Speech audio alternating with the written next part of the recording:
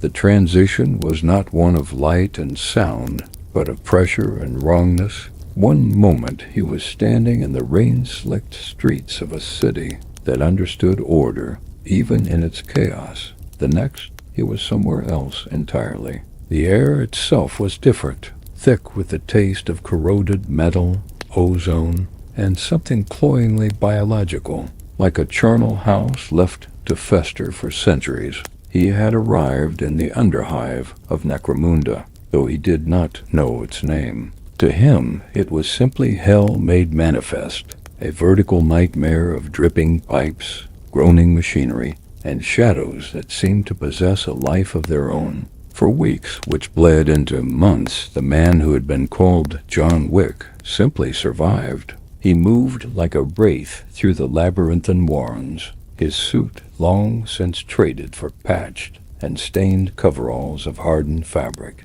his memories of a world with sunshine and clean water becoming a faded tapestry in the back of his mind. He learned the rhythm of the hive, the shift changes that sent waves of pallid workers through the transit tunnels, the echoing chimes that signaled the distribution of corpse starch rations, and the sudden, shrieking alarms that meant a rival gang was settling a dispute with autoguns and chainswords. He became a scavenger, a ghost who flitted through the aftermath of these skirmishes, collecting spent power cells, usable weapon parts, and the occasional half-full nutritional paste dispenser. He spoke little, observed much, and his movements were so economical, so deliberate, that he seemed to blend into the oppressive gloom. His past was a locked room in his soul, and he had no desire to find the key. He was no one going nowhere,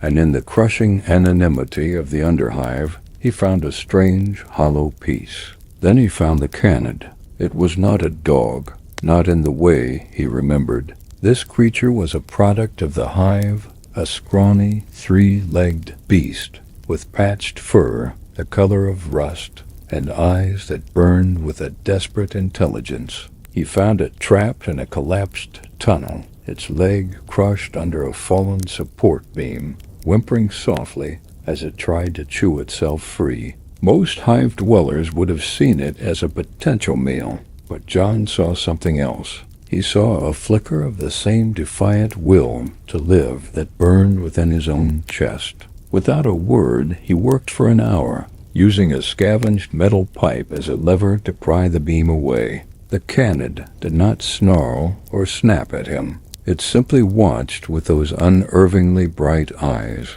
Once freed, it collapsed, breathing raggedly. John cleaned the mangled stump of its leg with a strip of cloth and a bit of precious clean water from his canteen. He shared his meager ration of corpse starch, and the creature ate ravenously. From that day on, it followed him. It was a silent companionship, a bond forged in mutual survival. The canid, which he never named, became his shadow, his early warning system. Its one good ear would twitch at the scrape of a boot on metal gratings long before he could hear it. It would growl, a low thrumming in its chest, when the scent of predatory gangers or scavenging mutants drifted down the tunnels. In the cold, dark hours of the hive's artificial night cycle, it would curl up beside him, a small, warm presence against the crushing emptiness. The creature did not ask for anything but existence, and in its simple loyalty, John felt a splinter of his old self. The man who had once known love and loss began to thaw. It was a dangerous feeling in a place like this, a vulnerability he could not afford, but one he found himself unwilling to cast aside.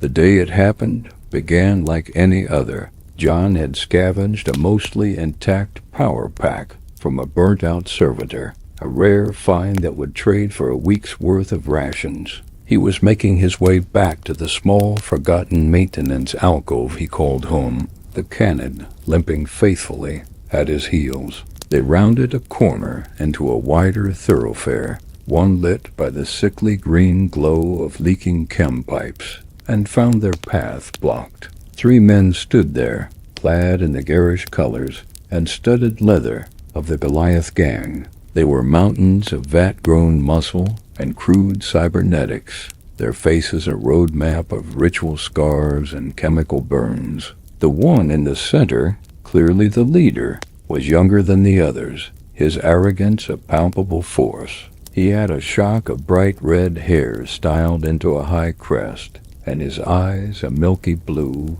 held a look of profound, bored cruelty. This was Vorlag, youngest son of Malachor, the undisputed chieftain of the Goliath clan that controlled this entire sector of the hive. Vorlag and his sycophants had been amusing themselves by shaking down merchants and tormenting scavengers, a typical pastime for the privileged son of a gang lord. They saw John, noted his worn but functional gear and the unusually large power pack on his belt. Vorlag grinned a slow, predatory expression. "Look what the sump spat out," he sneered, his voice a gravelly boom. A stray with his own pet stray, his two companions laughed, the sound wet and unpleasant. "That power pack looks heavy, old man. Let us lighten your load." John said nothing. He simply stood there, his body relaxed but poised, his eyes empty of fear or aggression. He had assessed the situation in a microsecond. 3 opponents, all larger and likely stronger. One armed with a crude chain axe, the other with a heavy caliber stubber, and the leader, Vorlag, carried a master-crafted bolt pistol, a weapon of absurd rarity and power in the lower hive. The odds were not in his favor. His only weapon was a long, sharpened piece of rebar tucked into his belt. Fighting was not the logical choice. Survival was. He unclipped the power pack from his belt and slowly, deliberately, placed it on the grime-covered floor. He would live. He could find another power pack. That was the calculation. Vorlag's grin widened. He enjoyed the easy submission. It affirmed his power. He swaggered forward and picked up the power pack, weighing it in his hand. "Good boy," he chuckled. He looked at John, then at the canid that stood beside him, a low growl now emanating from its chest. "But you forgot to teach your mutt manners." Without any further warning, Vorlag kicked out. The steel-capped boot connected with the canid's ribs with a sickening crack. The small creature was thrown through the air, hitting a metal wall with a wet smack before falling to the ground, twitching. A pained yelp, cut short, echoed in the tunnel. Something inside John Wick broke. The cold, logical machine of survival that had kept him alive for months shattered, and in its place a white-hot furnace of rage ignited. The locked room in his soul burst open, and the man he had tried to bury clawed his way out. Vorlag laughed, enjoying the moment. He turned to his men. "Let's go. This hole is starting to bore me." He took 2 steps before he realized the scavenger had moved. John's hand shot out, not for a weapon, but for Vorlag's wrist, the one holding the bolt pistol. His grip was like a vice. Surprise flickered in Vorlag's eyes, quickly followed by anger. "You dare touch me?" he roared. John's other hand came up, 2 fingers extended stiffly, and jabbed hard into Vorlag's throat. The Goliath scion gagged, his eyes bulging as his airway collapsed. As Vorlag staggered back, choking, John twisted the bolt pistol from his grasp. The movements were a blur of violent efficiency. He reversed the heavy weapon, slamming the butt of it into the face of the ganger with the chain axe, crushing his nose and sending him sprawling. The third ganger was raising his stubber, but John was already moving, using the stumbling body of the first as a shield. He brought the bolt pistol up, the weapon feeling weighty but familiar in his hand. He did not fire. A bolt round would atomize a man, and the explosion would draw every ganger and enforcer within a click. Instead, he closed the distance in 2 long strides. He ducked under the stubber's barrel and drove his elbow into the man's solar plexus, forcing the air from his lungs in a massive gasp.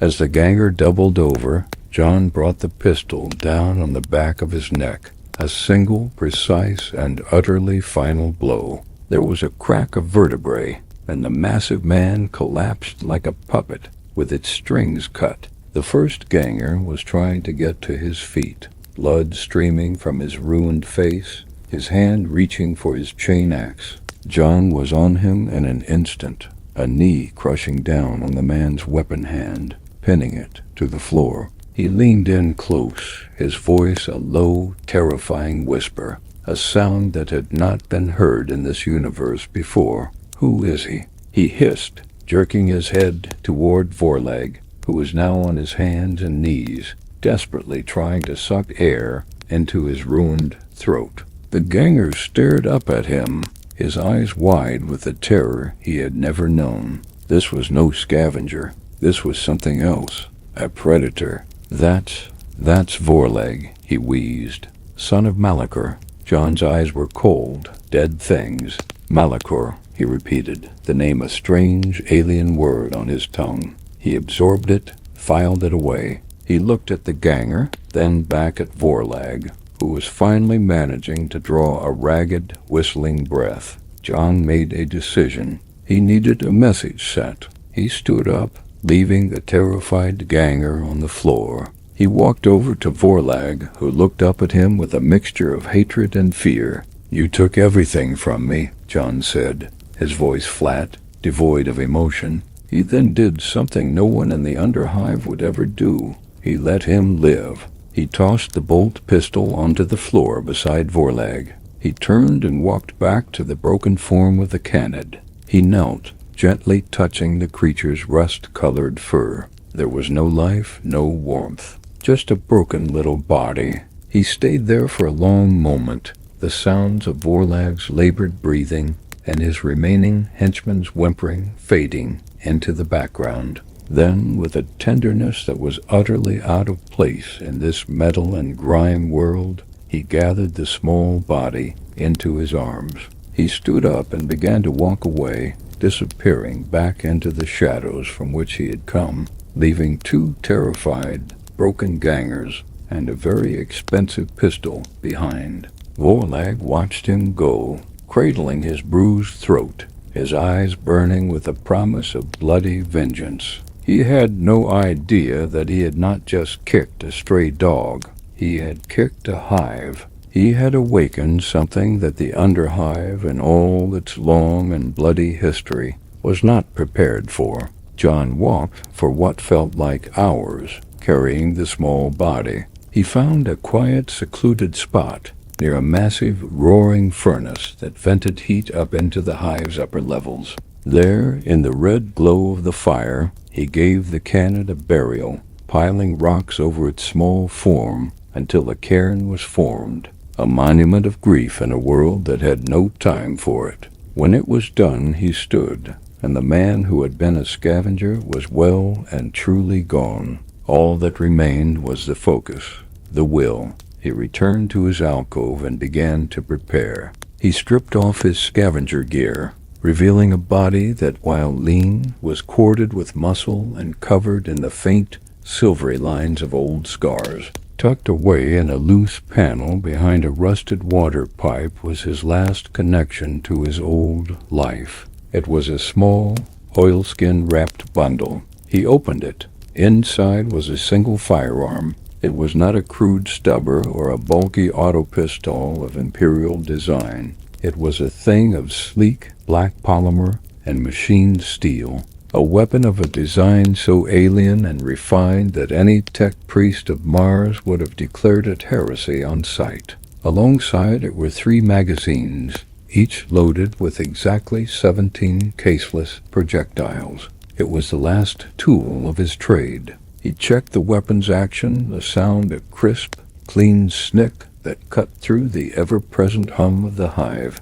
It was an extension of his will. He was no longer a survivor, he was a hunter. But a hunter needed information. He needed a map of his new hunting ground. The underhive was a closed system, a place of secrets and shadows, and to navigate it, he needed a guide. He knew of only one place to get that kind of information, He made his way through the winding corridors and treacherous gantries to a sector known as the sump. It was the lowest part of the hive, a place of stagnant, chemical-laced water and whispers. Here, in a forgotten corner, was the den of Kalen, an information broker. Kalen was ancient, a relic of a man who had survived decades in the sump by knowing things and, more importantly, knowing who to sell that knowledge to. His den was a small, defensible room carved out of the hive's foundation, cluttered with strange artifacts and powered by a sputtering generator. Kalen sat behind a desk made from a Titan's discarded shell casing, his face a web of wrinkles and his eyes magnified by thick lenses missed nothing. He looked up as John entered, his expression unreadable. "I do not know you," Kalen said, his voice a dry rasp. "Scavengers do not usually seek me out. They cannot afford my prices." John stepped forward into the light of the single glow globe. He placed a small, heavy ingot of unidentified metal on the desk. It was another piece of his past, a currency from a world of assassins that he had saved for an emergency. This qualified. "I need to know about a man named Malachar," John said. Kellen's eyes flickered to the ingot, then back to John's face. He saw the cold fire there, the utter lack of hesitation. This was not a man asking for a favor. This was a man stating a transaction. Kalen leaned back, steepling his long, thin fingers. "Malachar, chieftain of the Goliaths, a brute who thinks he is a king. He controls the corpse starch processing in 3 sectors and the chem trade in 5. His fortress is a repurposed ore crusher they call the Grinder. He has hundreds of vat-grown killers on his payroll. To go against him is to commit suicide." John's expression did not change. "His son, Vorlag," Kalen nodded slowly. "The whelp, arrogant, foolish, cruel. He is Malachar's greatest weakness and his only heir. He surrounds himself with his own crew of favored thugs. They frequent a place called the Rust Pit, a fighting arena and chem bar." John absorbed the information. "I need schematics of the Rust Pit patrol routes. Weak points." Kalen raised a thin eyebrow. "That is specific knowledge. Dangerous knowledge. It will cost more." John simply stared at him, his silence more potent than any threat. Kalen studied him for a long moment. He had seen killers before. Ambitious gangers, cold-blooded bounty hunters, crazed Ken fiends. But this was different. There was a stillness to this man, a focus that was almost inhuman. It was like looking at a perfectly honed weapon that had just been unsheathed. "There are whispers," Kalen said, his voice dropping lower. "A story from off-world, a tale told by voidfarers in hushed tones. They speak of a man they called the Baba Yaga, the boogeyman, not a creature of myth but a man of flesh and blood, an assassin of unparalleled skill. They said he was a man of focus, commitment, sheer will, someone you did not cross." Kalen leaned forward, his magnified eyes boring into John. "They said you could kill him, but the price was everything you held dear. You are a ghost, stranger. You have no business here. But I see the look in your eyes. You are not asking for permission." John did not confirm or deny the legend. He had no interest in stories. He had a task. "The schematics," he repeated. Kalen sighed, a sound like dust settling. He knew he was selling a man a map to his own grave, but he also had a feeling that this ghost might just dig a few other graves along the way. He tapped a few keys on a datapad, and a holographic image of a sprawling industrial complex flickered into existence above his desk. "The Rust Pit," he said. "Your funeral." The Rust Pit was everything its name implied. A multi-level arena carved from the guts of a derelict manufactorum, surrounded by bars, gambling dens, and workshops where cybernetic gladiators were repaired and upgraded. It was loud, chaotic, and reeked of stale sweat, spilled booze and blood. John moved through the crowds, a gray man in a gray world, his presence going completely unnoticed. He was just another face in the desperate masses, another soul looking for a distraction from the misery of the hive. But his eyes missed nothing. He noted the placement of the guards, their patrol patterns, the location of the security cameras. He saw Warlag and his crew in a private booth overlooking the main fighting pit, laughing and drinking as two heavily augmented fighters tore each other apart below. Warlag's throat was bruised, but he seemed to have recovered his arrogance.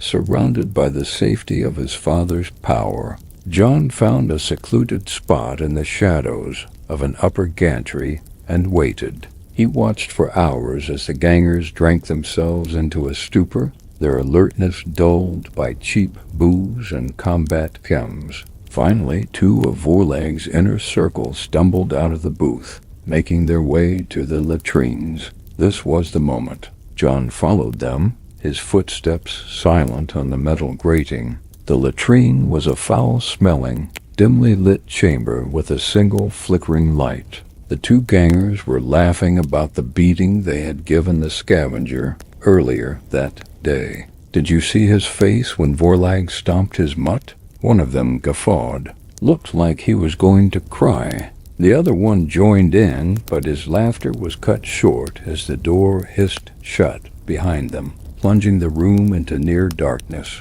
A shadow detached itself from the deeper shadows by the door. "Who's there?" The first ganger slurred, turning around. The first shot was a soft cough, barely audible over the din from the arena outside. The caseless round entered the first ganger's forehead, a neat, precise hole. He collapsed without a sound. The second ganger stared in disbelief, his drunken mind struggling to process what had happened. He fumbled for the autopistol at his hip, but a hand clamped down on his wrist, and a blade of sharpened rebar slid between his ribs, silencing him forever. John lowered the bodies to the floor, leaving no mess, no sign of a struggle. Two down, he stripped them of their communicators and any identification. He slipped back out of the latrine, a ghost once more. He used the communicator to listen to the gang's chatter. They were sloppy, unprofessional. Their comms discipline was non-existent. He learned the location of their primary barracks within the complex, a fortified area on the level below. He began to move. He did not rush. His movements were a symphony of patient, deadly grace. He used the noise and chaos of the rust pit as his cover. A guard turning his head for a moment to watch a particularly brutal blow in the arena was a moment too long. A flicker of movement in a dark corner, a soft thud, and the guard was gone, dragged into the shadows. He descended to the barracks level. Two more guards at the entrance. He created a distraction, tossing a spent power cell to clatter down a nearby corridor. As they turned toward the sound, he was on them. Two more soft coughs from his pistol. He entered the barracks. 10 gangers were inside, sleeping, playing cards, or cleaning their weapons. They never knew what hit them. John moved from bunk to bunk, a phantom of vengeance. Each kill was swift, silent, and personal. A knife to the heart, a silenced round to the temple, a garrote made from scavenged wire. It was not a battle, it was an extermination. The entire barracks was neutralized in less than 2 minutes. He left one alive, the one who had been laughing the loudest about the dog. He was waiting when the man returned from a supply run, finding the room filled with the silent bodies of his comrades. The man's eyes went wide with terror as he saw John standing there, the strange black pistol held loosely at his side. "Please," the man whimpered, dropping his cargo. "I'll give you anything." John stepped closer, his face unreadable. "I want you to deliver a message," he said, his voice a dead calm. "You tell Malachar that his son is next. You tell him that the man he sent his boy to rob is coming for him. The ganger nodded frantically, tears and sweat carving paths through the grime on his face. Yes, I'll tell him. John looked at him for a moment longer, then nodded. Go. The man scrambled to his feet and fled, screaming in terror. John watched him go, then calmly began to rearm himself from the gang's weapon lockers. He now had stubbers, grenades, and ammunition. The hunt had truly begun. Up in his private booth, Vorlag was growing impatient. He tried to raise his men on the comms, but all he got was static. A flicker of unease went through him. He sent 2 more of his guards to check on the barracks. They did not return. The festive atmosphere in the booth began to curdle into fear. Suddenly, the lights in the entire complex flickered and died, plunging the rust pit into absolute darkness, broken only by the emergency red lighting that cast long, dancing shadows everywhere. Panic erupted in the arena below, and through the chaos, a single, terrified scream echoed up from the level below, a scream that carried a name.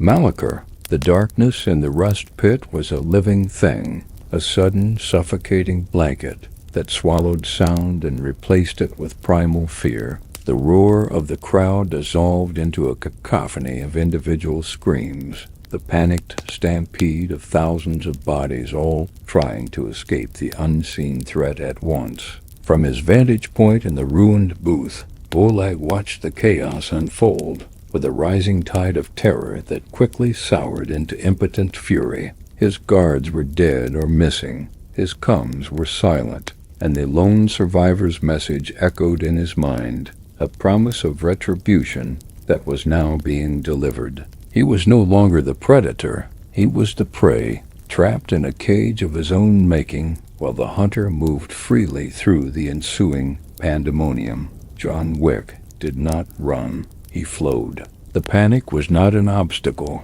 but a tool, a current he could navigate with impossible ease. While the hive dwellers shoved and trampled each other in a blind rush for the exits, he moved against the tide, slipping through the gaps in the crowd, his movements economical and precise. He used the larger bodies of panicking citizens as mobile cover, his senses on a razor's edge, filtering the screams and the metallic clang of bodies hitting railings for the telltale signs of a coordinated response. There was none. The rust pit's security was a paper tiger, designed to intimidate drunken gamblers, not to repel a determined assault by a single focused entity. He reached a maintenance hatch he had noted earlier, its lock mechanism a simple mechanical tumbler. A few precise movements with a thin shard of metal, and it clicked open. He slipped inside, closing the hatch behind him, the sounds of chaos instantly muffled by the thick steel. He was now within the guts of the complex, a maze of ventilation shafts, power conduits, and crawl spaces that was the hive's true circulatory system. The schematics he had purchased from Kalen were now a perfect map in his mind's eye. He moved with purpose through the darkness, his hand trailing along a coolant pipe to guide him, his feet making no sound on the grimy floor. He was a ghost in the machine, and the machine was dying. Miles away, in a spire of rock and plasteel that clawed its way toward the hive's distant, unseen ceiling, Malachor, chieftain of the Goliaths, sat in quiet contemplation. His chamber was an anomaly in the underhive. It was not a throne room cluttered with skulls and crude trophies, but a clean, well-lit space that resembled an imperial officer's private study. The air was filtered, the lighting was soft, and a large armored glass window offered a panoramic, if grim, view of the sprawling industrial wasteland his clan controlled.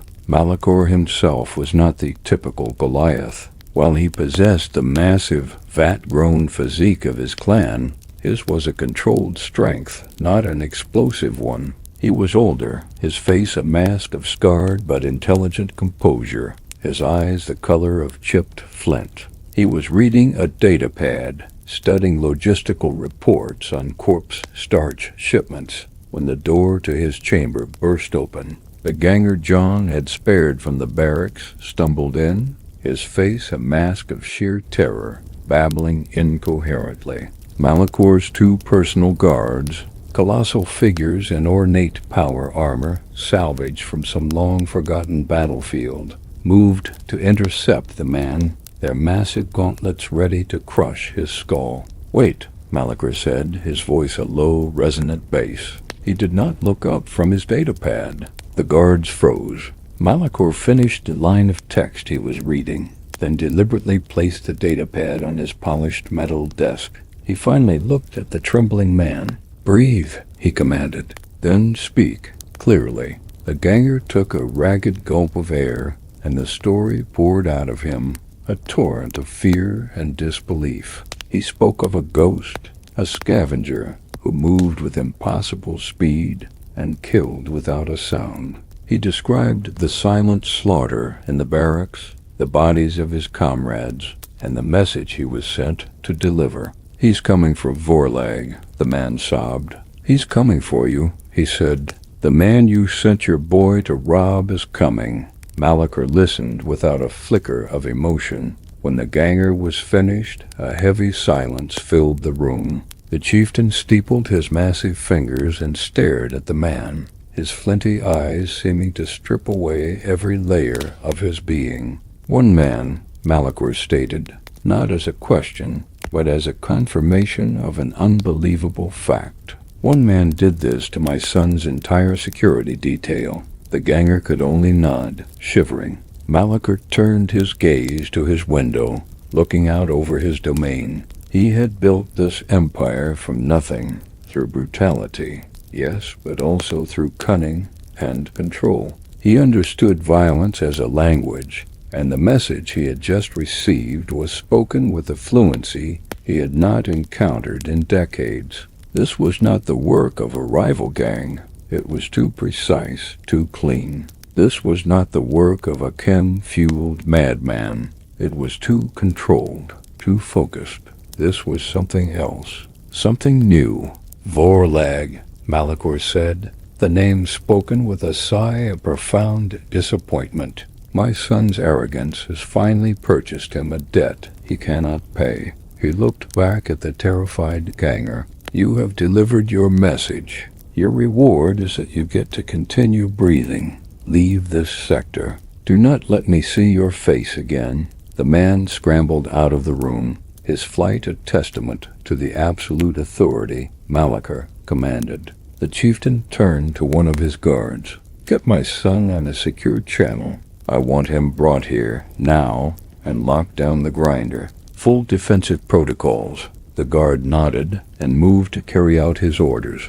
Malakor then activated a private comms system, its frequency known only to a select few in the underhive. A grizzled face flickered into existence on a small screen on his desk. It was Jax, the master of the Underhive's Bounty Guild. "Malakor," Jax grunted, "this is unexpected. Your clan usually prefers to handle its own laundry." Malakor's expression was grim. "A unique situation has arisen. I need to post a contract. Open channel. Hive-wide." Jax raised a cybernetic eyebrow. "That's expensive." And loud. "Who's the target?" "I do not have a name," Malakor said. "I have a description. A man. Off-worlder by his speech and his methods. Dressed as a scavenger. But he is no scavenger. He is highly skilled in close-quarters combat and firearms. He is methodical, silent, and extremely dangerous. He single-handedly dismantled my son's operations at the Rust Pit." Jax let out a low whistle. "That's a hell of a resume. The price?" Malakor did not hesitate. 1,000,000 credits. Alive or dead. I want his head on a spike outside the grinder by sunrise. The bounty hunter's eyes widened. 1,000,000 credits was a life-changing sum in the underhive. It was enough to buy passage off-world, to live like a king for the rest of your days. "For that price," Jax said, a greedy light in his eyes, "you will have every killer, bounty hunter, and ambitious ganger from here to the spire hunting this ghost. The hive will bleed for 1,000,000 credits. "Let it bleed," Malachor said, his voice cold as the void. "Just bring me his head." The connection cut. Malachor stood up and walked to the window, his massive hands clasped behind his back. The underhive was his chessboard, and he had just set all the pieces in motion. One man, no matter how skilled, could not fight an entire world. The ghost had made a fatal error. He had declared war, and now the legions of the damned were coming for him. The bounty alert spread through the underhive like a virus. On flickering data slates and dimly lit bars on the private comms of professional killers, and through the word-of-mouth network of informants and spies, the news traveled. 1 million credits. The sheer size of the reward sent a shockwave through the delicate ecosystem of violence that governed the lower levels. In a forgotten Medicaid station, a disgraced chirurgeon with a gambling debt looked at her bone saw with new eyes. In a rattling sniper's nest high in the superstructure, a diminutive marksman began cleaning his long lass rifle. In the fighting pits of the House Escher, warrior women sharpened their blades, seeing the bounty as a chance to prove their supremacy. The hive itself seemed to awaken, its predatory instincts focused on a single, unseen target. In a small, fortified workshop in a neutral zone, a woman named Silas Vorn heard the alert on her encrypted comm bead. Silas was a legend in the Bounty Guild, a former Palanite enforcer who had been cast out for her overly brutal methods. She was tall, whipcord lean, with a shaven head and a cybernetic eye that glowed with a faint crimson light. She was known for her patience, her tracking skills, and her unerring accuracy with her custom-built needle rifle. She had been recalibrating the targeting system on her weapon when the bounty came through. She listened to the description, her expression unreadable. She had heard the whispers coming from the rust pit, the tales of a single shadow that had wiped out dozens of Goliaths. She had dismissed them as hive rumors, exaggerated tales born of fear. But now, with Malachor's bounty confirming the event, her interest was piqued. 1 million credits was more than just money. It was a statement. It would make her the undisputed top hunter in the hive. One man, she murmured to herself, her cybernetic eye whirring as it processed the data. Causes that much trouble for the Goliaths. She stood up, her movements fluid and economical. She slung the needle rifle over her shoulder and began to gather her gear. Toxin-laced darts, cogni trackers, grapnel launchers. This was not a simple smash-and-grab job. This target was different. He was a professional, and to hunt a professional, you had to become something more. You had to become the ghost that haunts the ghosts. John Wick, meanwhile, was unaware of the storm that was about to break over his head. He was moving through the underhive's forgotten ways, putting distance between himself and the rust pit. He knew the Goliaths would respond, and it would be with overwhelming force. His calculated act of terror was designed to do one thing: flush his true target out into the open. He needed Malachor to focus on him, to draw his resources inward, creating weaknesses in his vast operation that he could exploit. But first, he needed a better armory. The pistol was a surgical tool, but surgery was over. Now came the war. He made his way to a small, isolated outpost he had scouted weeks before, a toll station run by a miner gang that extorted scavengers. It was manned by 6 gangers, lazy and complacent. John did not engage them directly. He climbed into the ventilation system above their checkpoint. He listened, learned their positions, their routines. Then he dropped a single scavenged smoke grenade into the center of the room. In the ensuing confusion, he descended like a phantom. He moved through the smoke-filled room, a whirlwind of precise violence. He used their own weapons against them, a chainsword taken from the first victim cleaving through the second, a stub pistol from the third silencing the fourth. The entire engagement lasted less than 30 seconds. When the smoke cleared, he was alone, surrounded by the silence of the dead. He gathered their weapons and ammunition, 3 auto pistols, a combat shotgun with a drum magazine, a handful of frag grenades, and a worn but functional flak jacket. He found a map of the local tunnel network, marking the known Goliath patrols and strongholds. He was no longer just a man with a pistol. He was an army of one, equipping himself for the battles to come. He found a new place to rest, a deep, dry cistern that was accessible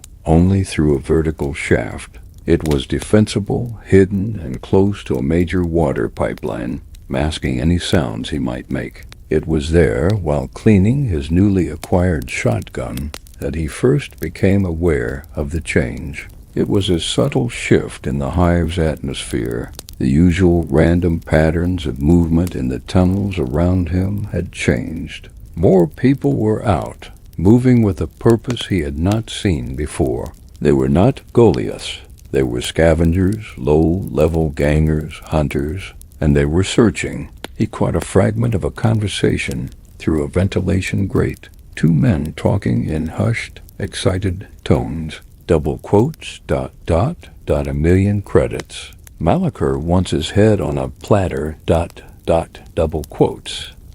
they say he's a ghost. Killed 50 of Vorlag's crew without a scratch, ... double quotes. John stopped cleaning the weapon. The pieces clicked into place. The message he had sent had been received, but the reply was not the one he had expected. Malachar had not sent his army. He had sent the entire world. John looked around his makeshift sanctuary. The walls felt like they were closing in. He had planned to be the hunter, stalking his prey through the urban jungle. But the board had been flipped.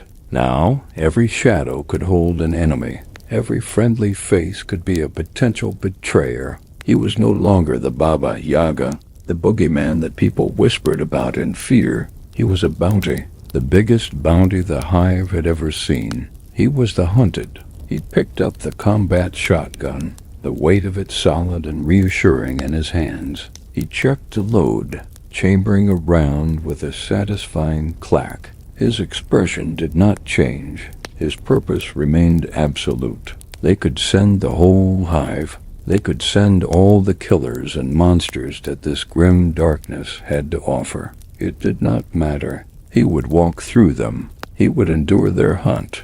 And in the end, he would find Malachar, and he would kill him. He would kill them all. The silence of the cistern was the first casualty of the hunt. John had chosen the location for its isolation, but that very isolation now made any approaching sound a herald of imminent danger. It began as a faint scraping from the vertical shaft above, the sound of a boot slipping on a corroded rung. He froze, the shotgun held steady in his hands, his body a statue of coiled readiness. He was not surprised. He had expected them.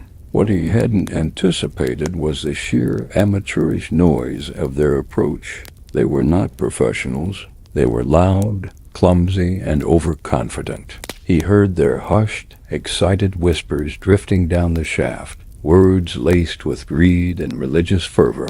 Double quotes, ... the heretic is cornered, ... Emperor will reward our faith, ... a million credits for the redemption, ... double quotes. Recognized the rhetoric. Carter fanatics, a gang of scavengers and hive scum bound together by a messianic devotion to the imperial cred and a pathological hatred of all outsiders. They were a swarm, relying on numbers and suicidal bravery to overwhelm their opponents. John moved to the base of the shaft, pressing himself flat against the curved wall, deep in the shadows. He could smell them now, the unwashed scent of humanity and the acrid tang of cheap, homemade incendiaries. He waited. The first one descended, a gaunt figure wrapped in rags, his face hidden behind a crude iron mask. He held a rusty autogun in one hand and a flickering lamp in the other, casting dancing shadows across the cistern walls. He saw nothing. He reached the bottom, turned, and signaled to his comrades above. "It is clear the defiler is not here." That was his final mistake. John stepped out of the shadow, a wraith of vengeance. The Carter zealot didn't even have time to scream. John's hand shot out, grabbing the man's head and slamming it with brutal efficiency against the metal ladder. The clang of iron on steel was followed by the wet, sickening crunch of bone. He caught the body before it could fall, lowering it silently to the ground. He took the lamp and extinguished it. He was now the darkness. One by one they descended into the trap. The second man came down, whispering his companion's name. A hand reached out of the blackness, a combat knife, salvage from the toll station, sliding under his jaw and severing his spinal cord. The third and fourth came down together, growing impatient. John used the shotgun. The enclosed space of the cistern amplified the weapon's roar to a deafening thunderclap.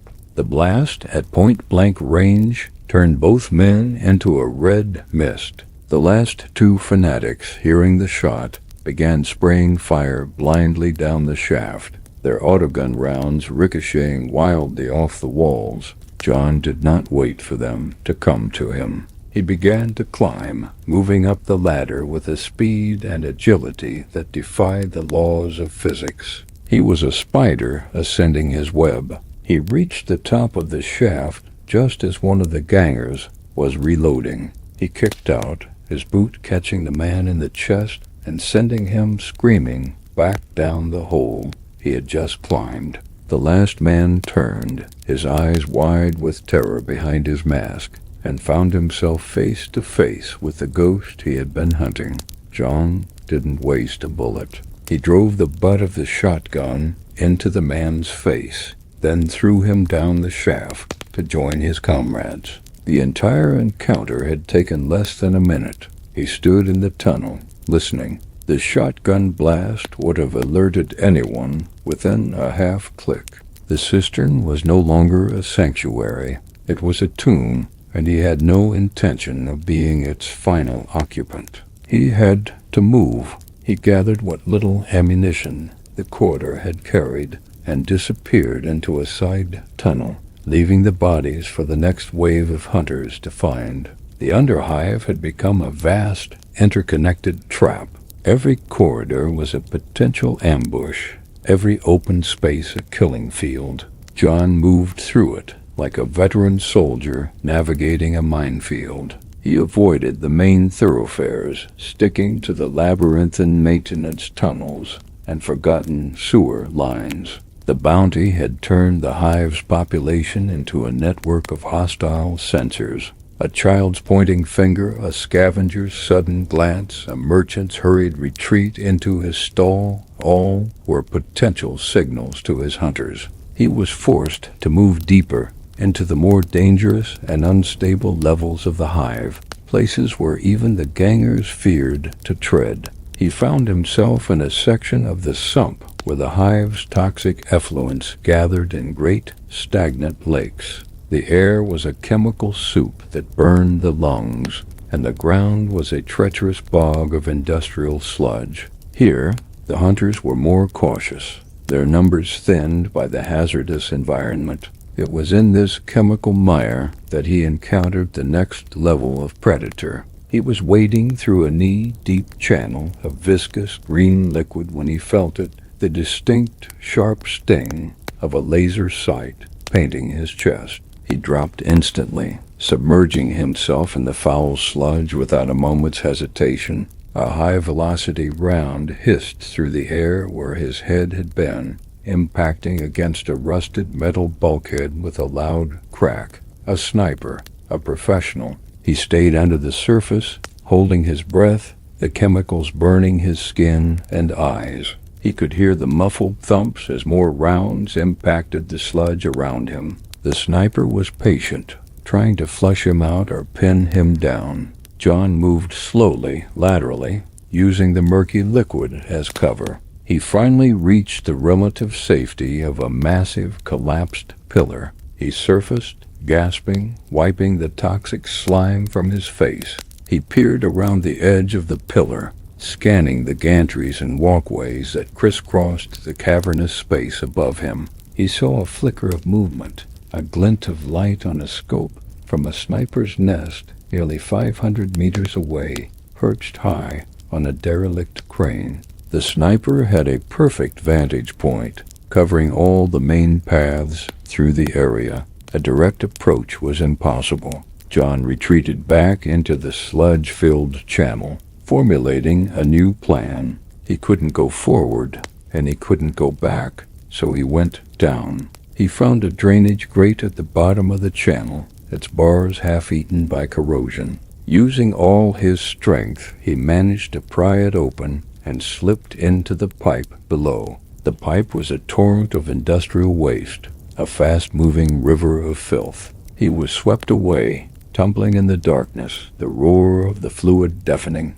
He fought to keep his head above the surface, his weapons strapped tight to his body. It was a gamble, a desperate move that could have easily ended with him being dashed against a filtration grate or drowned in the chemical stew. But his instincts had been right. The pipeline was a shortcut, a hidden artery that bypassed the sniper's kill zone entirely. After what felt like an eternity, he saw a faint light ahead. He was flushed out of the pipe, landing in a deep collection pool on the other side of the cavern. He was soaked, covered in filth, but he was alive, and he was now behind the sniper. He began the long, patient climb up the rusted superstructure of the crane. The sniper, a ratling with unnaturally keen eyes, was still focused on the area where John had disappeared, confident that his target was trapped.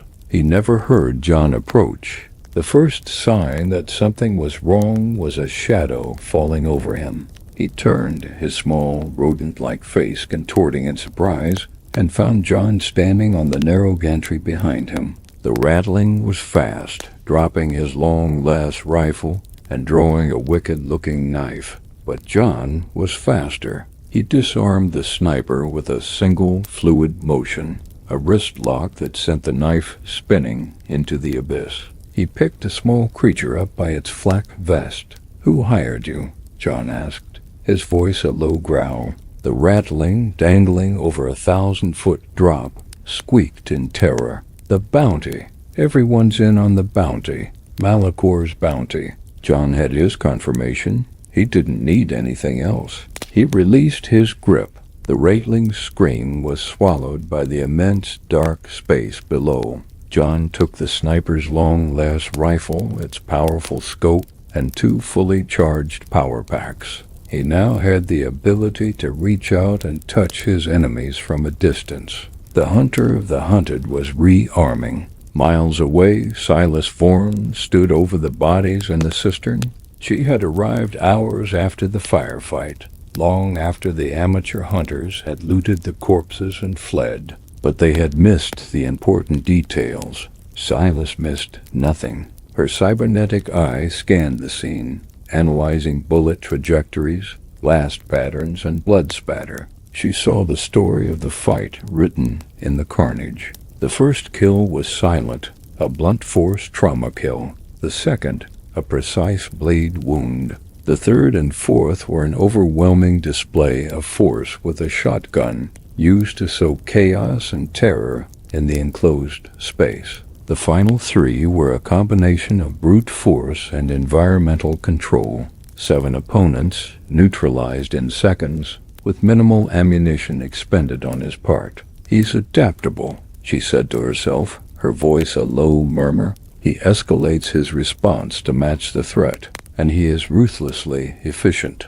She climbed down into the cistern and examined the bodies more closely. These were not Goliaths. They were Cawder. This meant the target was not just fighting a single gang. He was fighting anyone who came for the bounty. And he was winning. She moved on, following the faint tracks he had left, tracks that most would have missed. She found the place where he had ambushed the sniper. She didn't need to see the body. The discarded knife and the signs of a brief struggle told her everything she needed to know. She looked at the sniper's nest, then at the drainage pipe where the target had likely emerged. He uses the environment, she noted, logging the information in her mental file on the target. He doesn't just move through the hive. He uses its systems to his advantage. He thinks in 3 dimensions. She was not like the other hunters. She was not driven by greed or bloodlust. To her, this was a puzzle, a complex problem to be solved. And the more she learned about this ghost, the more respect she had for him. This was not just a man. This was a master of his craft, and she was a master of hers. The hunt, for her, had become a professional courtesy, a duel between artisans of death. She would not rush. She would track. She would learn. And when the time was right, she would strike. And she would not miss. Back in the grinder, Vorlag paced his opulent quarters like a caged beast. His father had confined him to the fortress for his own safety, surrounding him with a dozen of the clan's elite guard. It was not a protection. It was a humiliation. He had become a prisoner in his own home, all because of one off-world scavenger. Have they found him yet? He snarled at a guard captain. The bounty hunters are sweeping every level, my lord, the captain replied, his voice a respectful monotone. Numerous reports of contact, but the target has evaded them all. He leaves a trail of bodies wherever he goes. Bodies. Vorlag spat, slamming his fist against a metal table. I want his body. I want his head. 1,000,000 credits. And not one of these hive scum can kill a single man? He was losing face. His own crew had been slaughtered, his authority challenged, and now he was hiding behind his father's walls, while others fought his battle. The Goliaths, who respected only strength, were beginning to whisper. They saw his confinement not as a strategic move, but as an act of cowardice. The fear he had felt in the rust pit had been replaced by a burning, obsessive need for revenge. He had to be the one to kill the ghost. He had to restore his honor. He began to formulate a plan, a reckless, foolish plan to lure the hunter to him, away from the prying eyes of his father. He would prove that he, Vorlag, was the true power in the clan. It was a decision born of arrogance and shame, and it would set in motion a chain of events that would drench the underhive in blood. John knew that being defensive was a slow death. He could not hide forever. The hive was too small, the hunters too numerous. Sooner or later they would get lucky. He had to change the game. He had to go back on the offensive. He had to hurt Malachor in a way that would make the bounty and secondary concern. He had to hit his operations, his source of power and wealth. He studied the map he had taken from the toll station. He cross-referenced it with the information he had learned from listening to the hunters' cums chatter. A pattern emerged. A significant portion of Malachor's power came from his control over the distribution of promethium, the lifeblood of the hive's machinery. A major pipeline junction, codenamed Cerberus Station, was located in a heavily fortified industrial zone. It was the heart of the Goliath's energy empire. If he could destroy it, he would cripple Malachor's operations, plunge his territory into darkness, and create a level of chaos that would make the panic at the rust pit look like a minor disturbance. It was a suicide mission. The station would be guarded by Malachor's best soldiers. It was deep in the heart of their territory, but it was the perfect target. It was time to stop running. It was time to remind them who was hunting whom. He began the long, dangerous journey toward Cerberus Station. He moved differently now. He was not just avoiding contact. He was actively hunting the hunters. He used his new long-last rifle to pick off spotters and sentries from extreme distances, clearing his path before he even entered an area. He set traps using scavenged explosives and his knowledge of the hive's treacherous infrastructure to turn the hunter's pursuit against them. A tripwire connected to a corroded support beam sent a ton of rockcrete crashing down on a hunting party. A carefully placed frag grenade at the bottom of a ventilation shaft turned it into a deadly chimney of shrapnel. He was no longer just a ghost. He was a force of nature, an architect of destruction. The whispers in the hive began to change. The excitement of the hunt was replaced by a growing fear. The bounty hunters who had eagerly set out to claim their fortune were now found in pieces, their bodies left as a warning. The million-credit prize was beginning to look like a death warrant. The Baba Yaga was not just fighting back. He was taking the war to them, and his destination was the heart of his enemy's kingdom. The journey to Cerberus Station was a pilgrimage through the deepest circles of the underhive's inferno. John moved through territories where the rule of the gangs gave way to something older and more primal. He navigated collapsed domes where colossal mutant spiders had woven webs of steel cable, their lairs littered with the husks of unlucky prospectors. He crossed chasms of industrial effluence on bridges of petrified fungus, the air thick with hallucinogenic spores that made the shadows writhe and whisper. Each step was a calculated risk, each new level a fresh new hell.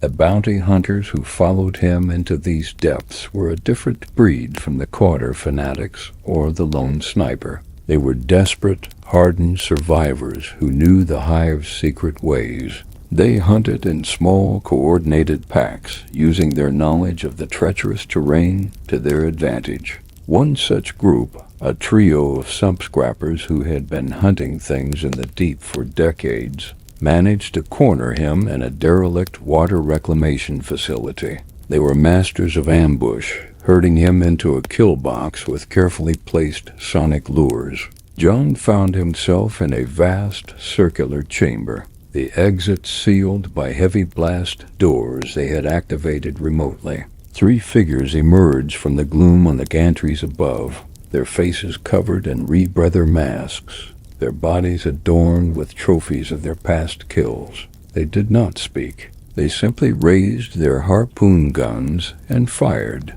John moved, a blur of motion. He dove behind a massive, rusted pump, the heavy steel harpoons thudding into the metal around him, trailing thick cables. He was pinned. He could hear them reloading, the methodical chunk of the winch mechanisms. They were patient. They would simply wait for him to show himself. John analyzed his environment. The chamber was a network of pipes and machinery. High above, he could see a massive valve wheel, coated in rust, connected to the main coolant system. It was a long shot, literally. He unslung the long-last rifle. He took a deep breath, steadied his aim, and leaned out from behind cover for a fraction of a second. He fired once. The superheated laser beam struck the valve wheel not on its thickest part, but on the corroded axle pin holding it in place.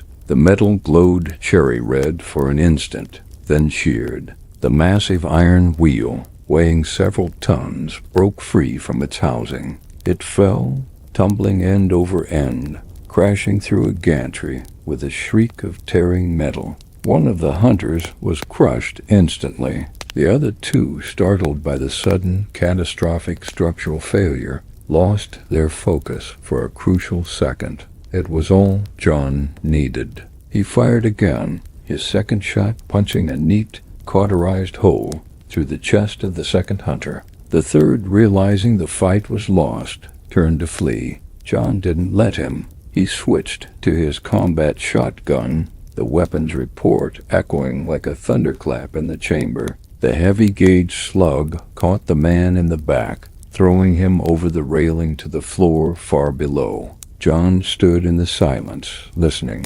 The fight was over, but the cost was high. He had expended 2 precious long last shots. He gathered the harpoon guns and the cables, knowing they might be useful. and moved on, deeper into Goliath territory. The closer he got to Cerberus Station, the more organized the resistance became. The random packs of bounty hunters gave way to disciplined patrols of Goliath gangers, clad in furnace-blade armor and armed with military-grade weaponry. He was no longer in the lawless frontiers of the hive. He was behind enemy lines. Cerberus Station was not a building. It was a monument to industrial brutality, a three-headed beast of a facility.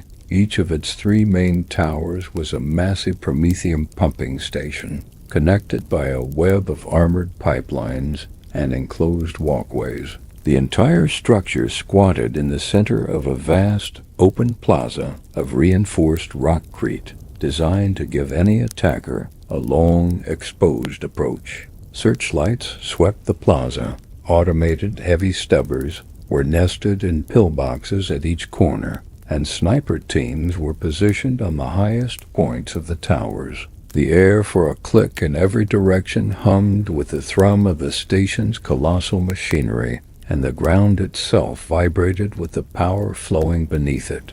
John watched from the mouth of a service tunnel half a kilometer away, using the long las rifle's scope to study the station's defenses. He watched for a full cycle of the hive's artificial day-night rhythm, memorizing patrol routes, guard rotations, and the timing of the searchlights. The defenses were formidable, a layered system designed to repel a full-scale gang war. For a single man to attempt a direct assault was not just suicide. It was insanity, but John was not planning a direct assault. He was not going to attack the fortress.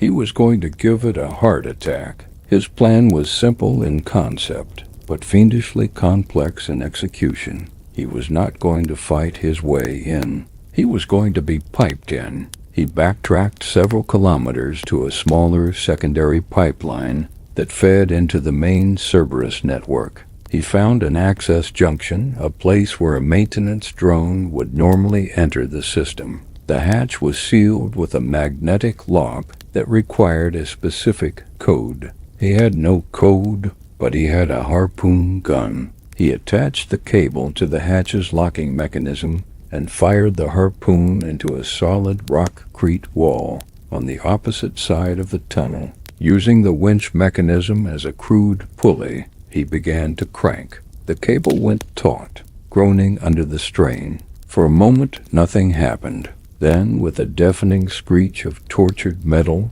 the lock sheared and the hatch popped open. The inside of the pipeline was a dark, narrow tube, slick with Promethean residue. The air was thick with flammable fumes. A single spark would turn him into a cinder. He holstered his firearms, knowing they were useless here, and began the long, arduous crawl through the pipe, pulling himself along hand over hand. He was a virus, entering the bloodstream of the Goliath Empire. After an hour of claustrophobic travel, he reached his destination, the main filtration chamber deep beneath Cerberus Station. He emerged from the pipe into a cavernous, dimly lit room filled with a forest of smaller pipes and whirring filtration units. The roar of the machinery was overwhelming. Two Goliath guards, their senses dulled by the noise and the monotony of their post, were playing a game of cards at a small table.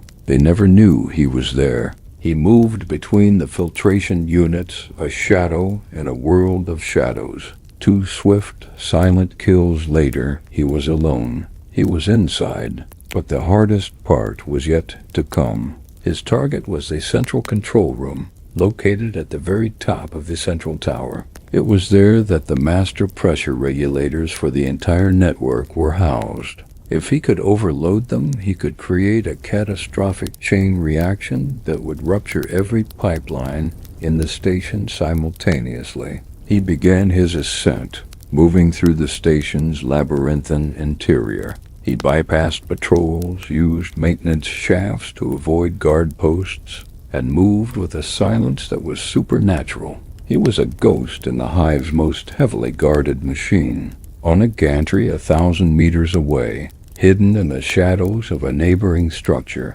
Silas Vaughan watched Cerberus station through a pair of powerful magnoculars. Her cybernetic eye glowed faintly as it cross-referenced thermal imaging with the station's known schematics. She had been tracking the ghost for days, always one step behind, always finding the bodies he left in his wake. When she realized his trajectory was leading him directly to Cerberus, she had understood his plan. It was audacious, brilliant, and completely insane. She had positioned herself here not to intercept him, but to watch. This was the ultimate test of his abilities. If he could succeed, he would prove himself to be everything the legends claimed.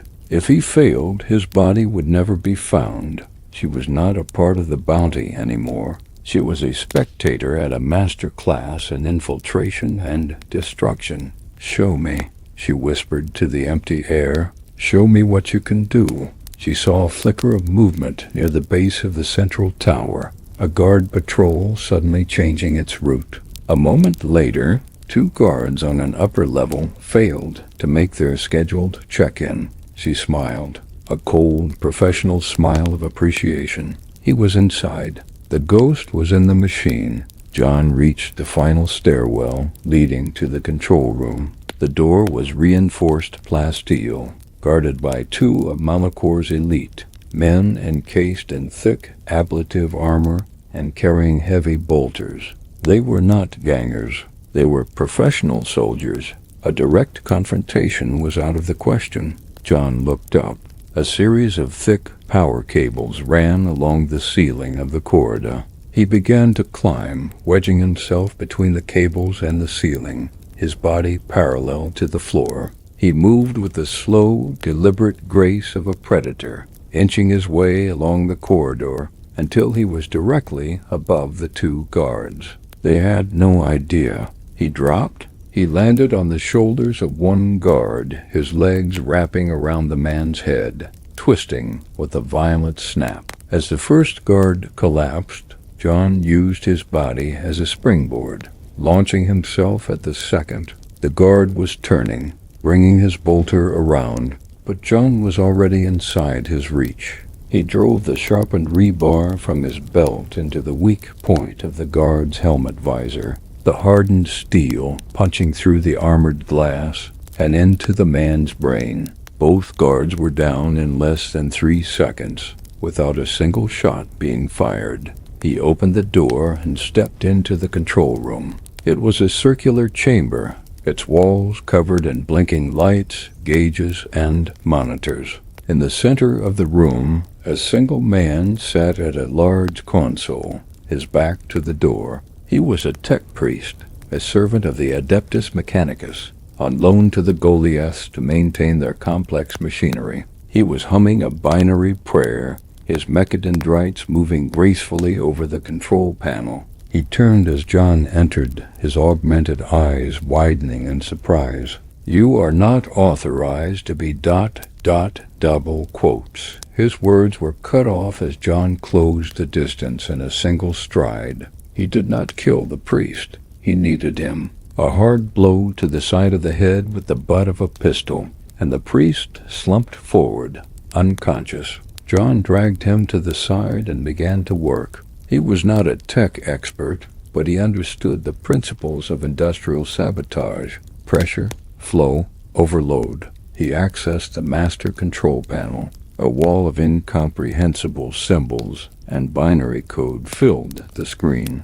He pulled the unconscious priest back into the chair and used a stim pack from the man's own pouch to jolt him back to consciousness. The priest looked up at him, his human eye filled with fear, his optical sensor whirring in agitation. "What do you want, fleshbag?" he hissed. John placed the muzzle of his pistol against the priest's temple. "You are going to overload the primary regulators. You will divert all flow to the central tower, and then shut down the emergency release valves." The priest stared at him, a flicker of defiance in his eyes. "The Omnissiah forbids such an act. It will destroy the holy machine." John cocked the hammer of his pistol. The sound was loud in the quiet room. Your God can have you now, or you can pray for forgiveness later. Your choice. The priest hesitated for a moment, then his mechadendrites began to fly across the console. He was a master of his craft, and even in his terror, his movements were precise. He rerouted terror leaders of unstable promethium, shunting the flow from the outer towers directly into the central core. Alarms began to blare throughout the station, a cacophony of shrieking sirens and klaxons. On the monitors, John could see red lights flashing across the entire network. Pressure gauges went into the red, their needles straining against their stoppers. The core pressure is reaching critical levels. The priest shrieked, sweat beading on his pale forehead. The containment vessels will not hold. Shut down the release valves, John commanded. Now, the priest typed in the final command. A massive, shuddering groan echoed up from the depths of the station,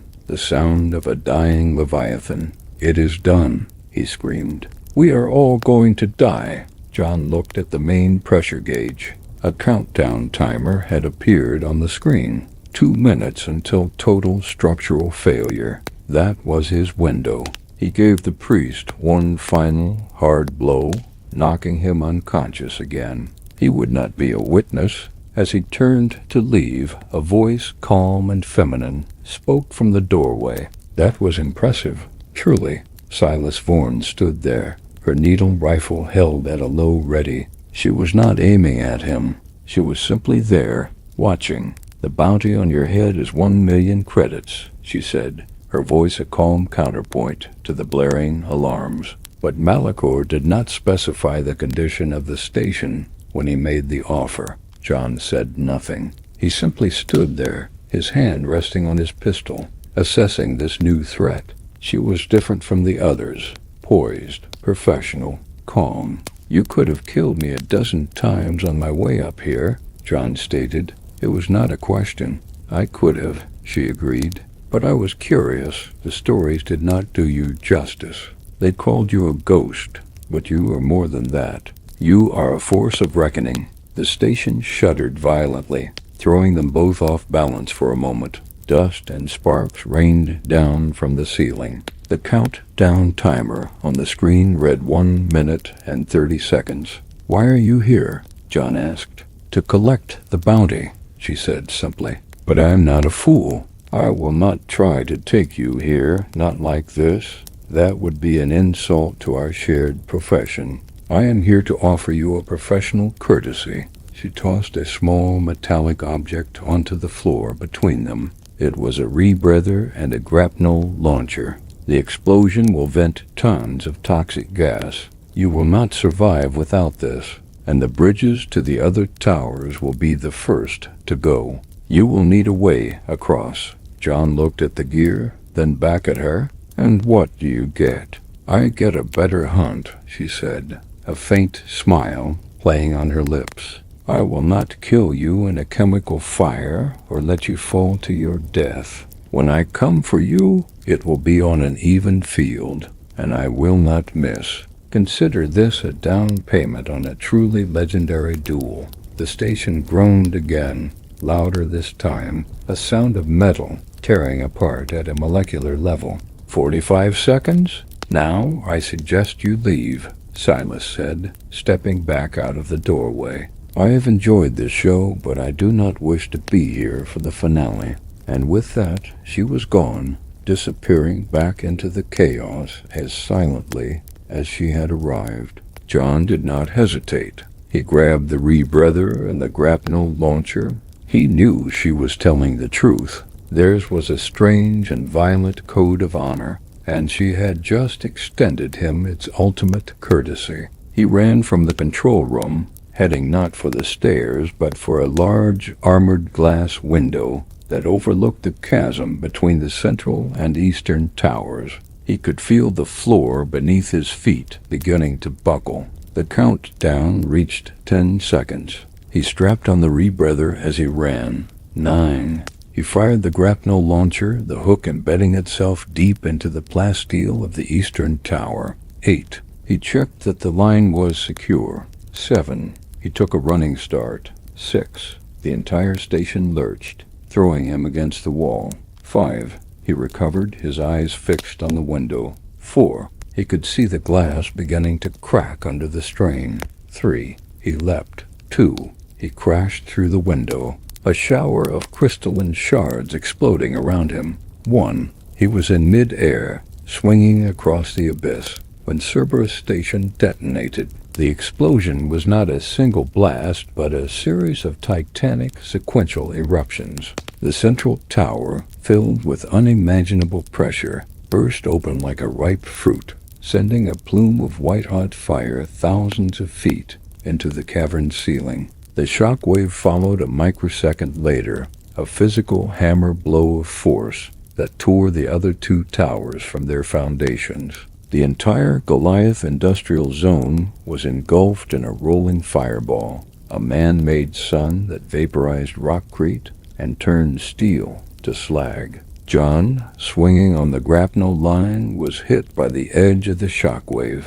It felt like being struck by a freight train. The force nearly tore his arms from their sockets, but he held on, his entire body screaming in protest. He slammed into the side of the eastern tower, the impact knocking the air from his lungs even through the rebreather.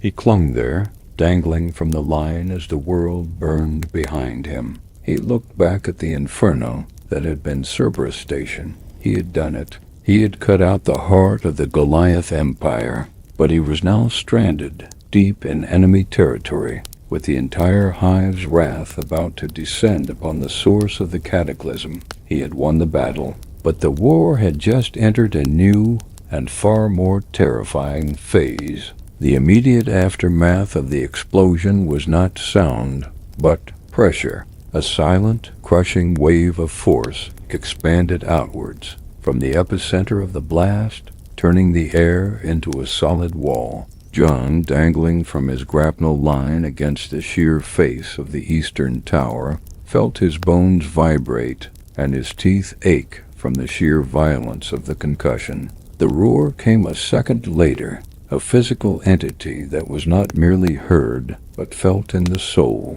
the death scream of a titan of industry. Then came the heat, a dry, scorching wave that baked the moisture from the air and made his borrowed rebreather feel like it was pumping molten lead into his lungs. He hung there, a pendulum in a hurricane of fire and shrapnel, as the ruins of Cerberus Station rained down into the abyss below. The entire landscape had been remade into a vision of hell. The plaza was a sea of molten rockcrete, and the neighboring structures, their facades blasted away, burned like colossal funeral pyres. He began to move, not out of a conscious plan, but from a deep-seated instinct for survival. He started swinging, using the momentum of the aftershocks to propel himself along the face of the tower, away from the worst of the heat. His muscles screamed in protest, each movement sending a jolt of agony through his battered body,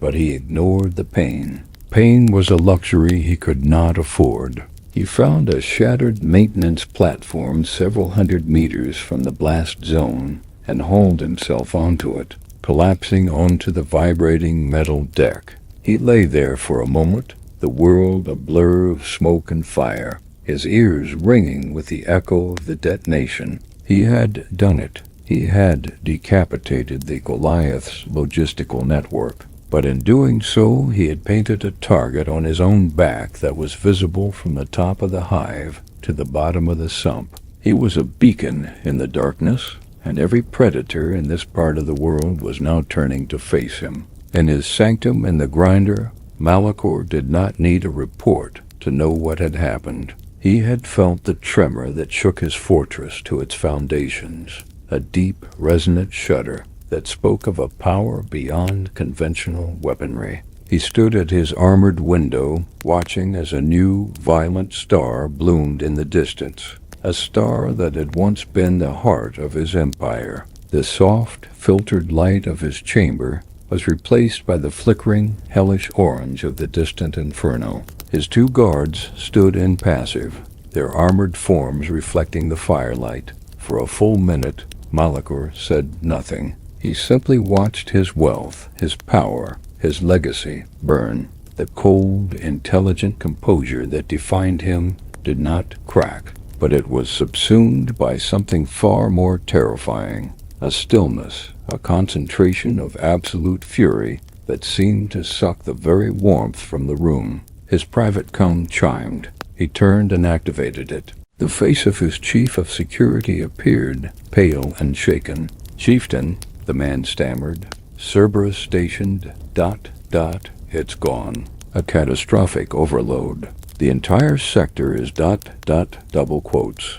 I have eyes, Corgan," Malachor interrupted, his voice a low, chilling monotone that was far more frightening than any shout. "Report casualties and operational impact." Corgan swallowed hard. "Initial reports are ... total. Every soul at the station is lost. The Prometheum pipelines for 6 sectors have been ruptured. We've lost 90% of our energy production. The darkness is ... spreading." Malachor absorbed the information. This was more than an attack. This was an amputation. The ghost had not just wounded him, he had crippled him, leaving him vulnerable to his rivals, to the other gangs who were surely watching and waiting like vultures. "The bounty is cancelled," Malachor said, his voice flat. The security chief looked stunned. "Chieftain? But ... the time for mercenaries and hive scum is over," Malachor continued, his eyes like chips of obsidian. "This is a clan matter now, a matter of blood. I want every single Goliath warrior, every vat-grown brute, and every chem-fueled berserker mobilized. Seal the sector. Nothing gets in or out. I want a wall of bodies from here to the sump. He is in there, somewhere in the fire and the ruin. I want him found." "And when we find him?" Corgan asked. "You will not engage," Malachor commanded. "You will corner him. You will contain him. And you will signal me. I will be the one to extinguish this ghost myself. But first ... He paused, his gaze hardening. "Awaken the furnace guard." Corgan's blood ran cold. The furnace guard were Malachor's personal legion, a cadre of 20 veteran Goliaths, who had undergone excruciating and often fatal augmentations. They were more machine than man, their bodies fused with the inner workings of industrial machinery, their blood replaced with a cocktail of stimulants and liquid steel. They were not soldiers. They were living siege engines, unleashed only in the most dire of circumstances. To awaken them was to declare a war of total annihilation. "Chieftain," Corgan whispered, "are you certain? The cost ... The cost of not using them is my entire empire," Malachor stated. "Do it, now." The connection ended. Malachor turned back to the window. The ghost had escalated the conflict beyond anything the underhive had ever seen. He would receive a response in kind. While his father planned a methodical, overwhelming purge, Warlag saw only opportunity. The chaos was a gift. He was still confined to his quarters, but he had been listening to the frantic Cum's chatter, watching the pandemonium unfold. His father was thinking about the clan, about logistics, about the big picture. Warlag was thinking about his honor. He could feel the eyes of his fellow Goliaths on him, the whispers behind his back. He was the son who had started this war and then hidden while others fought it. This was his chance to change that narrative. He summoned the captain of his personal guard, a grizzled veteran named Grok. "My father's lockdown is a mistake," Warlag said, his voice filled with a feverish intensity. "He wants to use a net, but a ghost can slip through a net. You cannot trap smoke. You must smother it." Grok looked at the young chieftain, his scarred face impassive. Lord Malachor's orders were clear. "We are to remain in the grinder." "My father is old," Warlag sneered. "He thinks like a merchant. I think like a warrior. The ghost is wounded. He's trapped. This is the moment to strike while he is disoriented. Gather my crew, the 50 loyalists who were not at the rust pit. We are going hunting." Grok hesitated. To disobey Malachor was unthinkable. "My lord, the chieftain will the chieftain will thank me when I bring him the ghost's head on a spike." Vorlag roared, his face flushing with anger. "Are you with me, Grok, or are you my father's nursemaid?" The captain looked at the burning ambition in Vorlag's eyes. He had served the sun for years. His loyalty was to him, not just to the clan. He made his choice. "Your will, my lord." "We ride into the fire." Vorlag grinned, a predatory, feral expression. He grabbed his master-crafted bolt pistol, the one the ghost had taken from him, and then discarded. The humiliation of that moment was a fire in his belly. "Prepare the chem injectors," he commanded. "Tonight we will show the hive what true Goliath rage looks like." He was not just going to kill the ghost. He was going to erase him, atomize him, and in doing so, he would finally step out of his father's long shadow. John was moving through a landscape of twisted metal and burning rock. The destruction of Cerberus Station had created a new, unstable geography. Walkways that had once been safe were now treacherous ledges over chasms of fire. Tunnels were blocked by avalanches of debris. The air was a toxic cocktail of smoke, promethium fumes, and vaporized chemicals. His flak jacket was torn. His body was a canvas of fresh bruises and burns, but his mind was clear. He had to get out of the immediate blast radius before the organized search parties arrived. He used the grapnel line to cross a newly formed canyon where a pipeline had exploded, the heat from below so intense that it warped the air into a shimmering haze. He moved with a grim determination, ignoring the protesting screams of his overstrained muscles. He found temporary shelter in the husk of a Goliath transport vehicle that had been thrown several hundred meters by the blast. Inside, he took stock. He had the long Las rifle with only a handful of shots left, the combat shotgun, his pistol, and a few scavenged grenades. He was low on ammunition and even lower on time. It was in the transport that he first encountered them. He heard them before he saw them, a rhythmic, heavy tread that was too synchronized for a regular gang patrol. It was the sound of machines walking in lockstep. He peered through a crack in the vehicle's armored hull.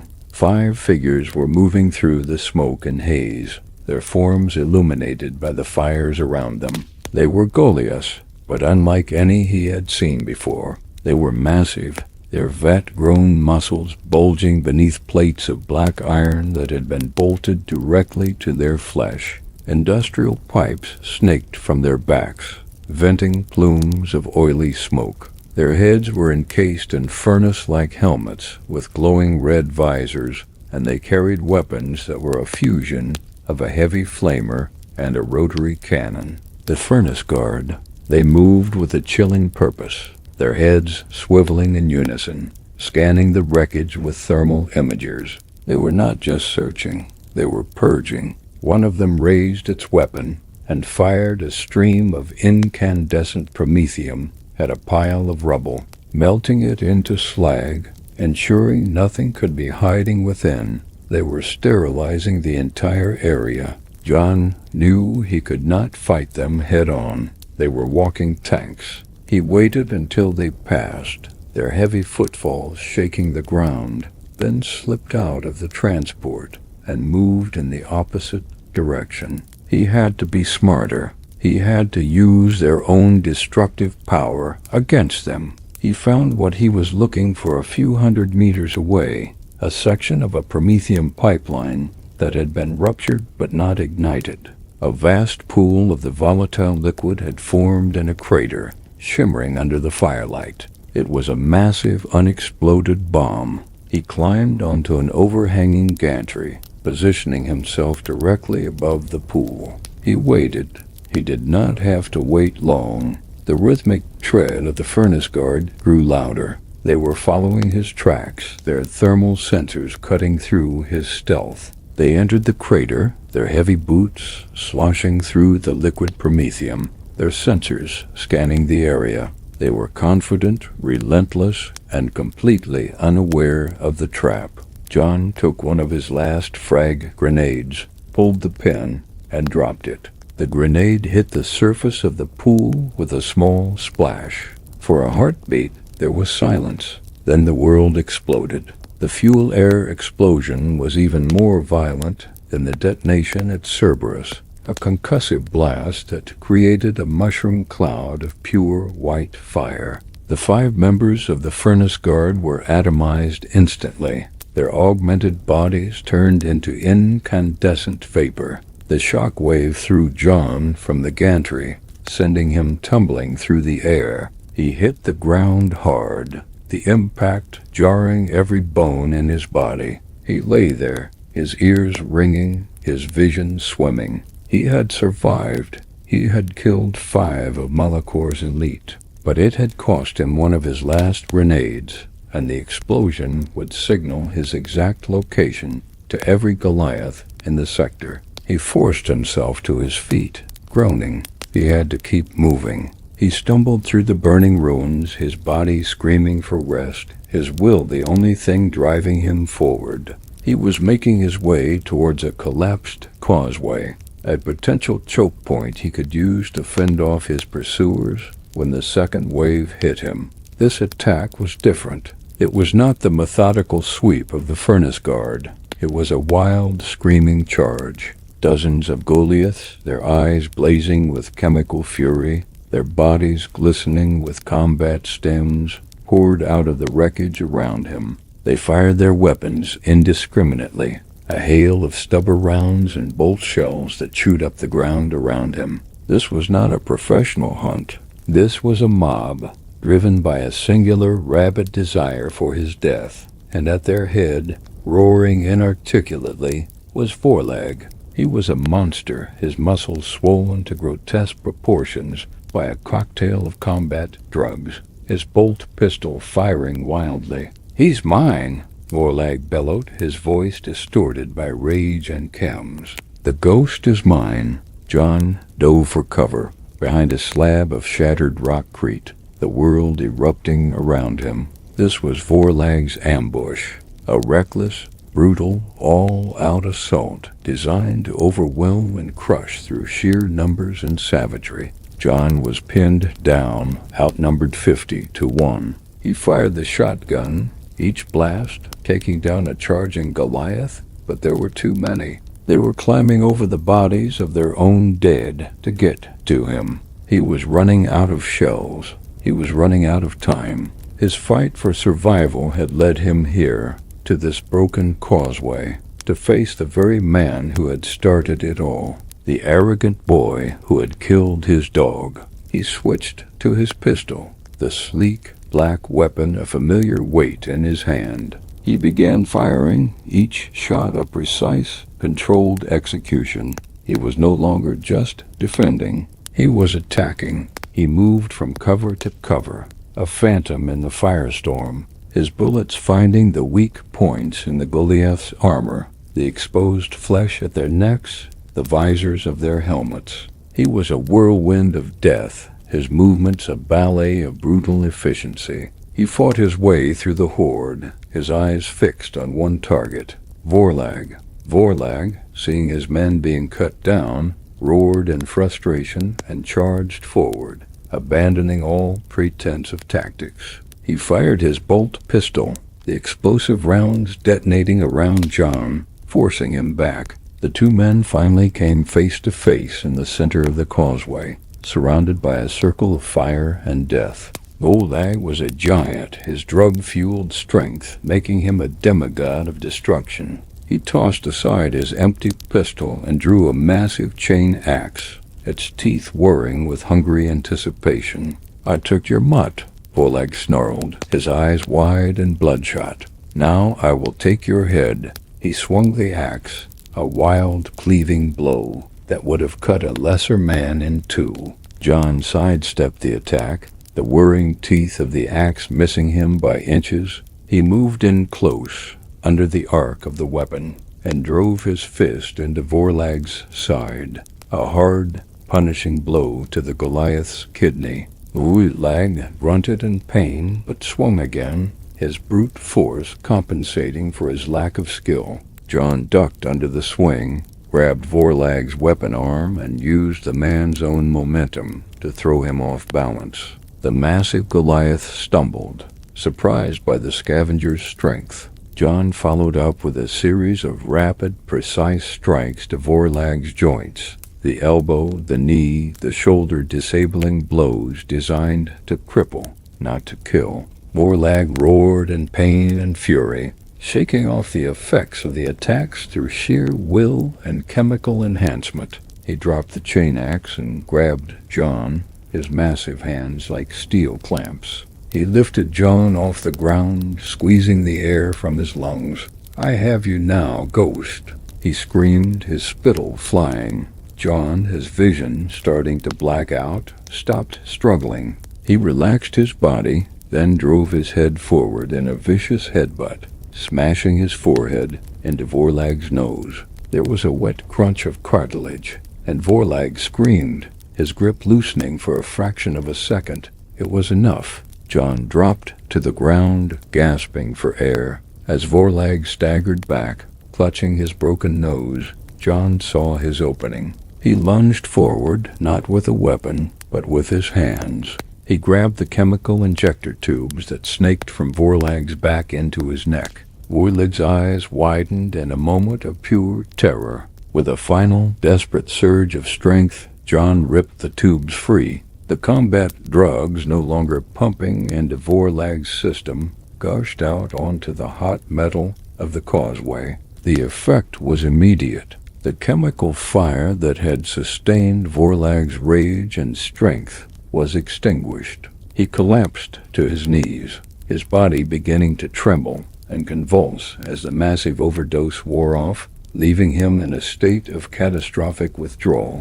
He was just a boy again, a broken, weeping boy, kneeling in the dirt. John stood over him, his face a mask of cold fury. He picked up the piece of sharpened rebar he had carried since the beginning, the crude weapon that had become his symbol of purpose. "This is for the dog," John Wick said, his voice quiet in the raging inferno. He knelt down, and with one final, precise movement, he ended it. The remaining Goliaths, seeing their leader fall, their chemical-fueled courage deserting them, faltered. Their wild charge became a confused retreat. John stood up, leaving Vorlag's body on the causeway. He was wounded, exhausted, and running on fumes. But he had done it. He had killed the sun.